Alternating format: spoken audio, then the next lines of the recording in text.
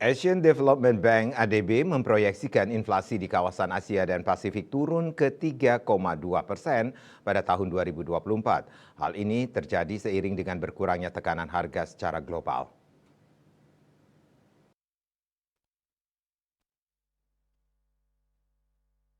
Dikutip dari kantor berita Antara, Kepala Ekonom ADB Albert Park mengatakan inflasi di kawasan Asia dan Pasifik yang sedang berkembang diperkirakan akan turun ke 3,2% tahun ini dan 3% tahun depan.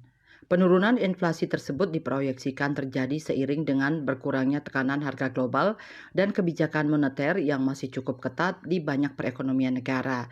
Namun di luar Tiongkok, inflasi di kawasan ini masih lebih tinggi daripada sebelum terjadi pandemi COVID-19.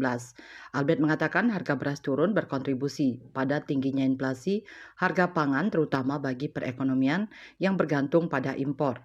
Harga beras kemungkinan akan tetap tinggi tahun ini menurut laporan ASEAN Development Outlook April 2024. Penyebabnya mencakup kegagalan panen akibat cuaca buruk dan pembatasan India terhadap ekspor beras. Kenaikan biaya pengapalan global akibat serangan terhadap kapal-kapal di Laut Merah dan kekeringan di terusan Panama kemungkinan juga dapat menambah inflasi di Asia. Untuk mengatasi kenaikan harga beras dan melindungi ketahanan pangan, berbagai pemerintah dapat memberikan subsidi yang ditargetkan kepada populasi rentan dan meningkatkan transparansi serta pemantauan pasar untuk mencegah manipulasi harga dan penimbunan. Dalam jangka menengah dan panjang, kebijakan perlu difokuskan pada penciptaan cadangan beras strategis untuk menstabilkan harga, mempromosikan pertanian berkelanjutan dan diversifikasi tanaman pangan, serta berinvestasi pada teknologi dan infrastruktur agrikultur guna meningkatkan produktivitas. Kerjasama regional juga dapat membantu dalam mengelola harga beras dan dampaknya.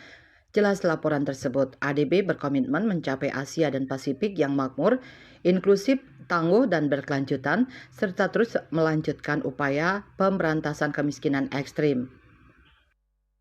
Kantor Berita Antara melaporkan.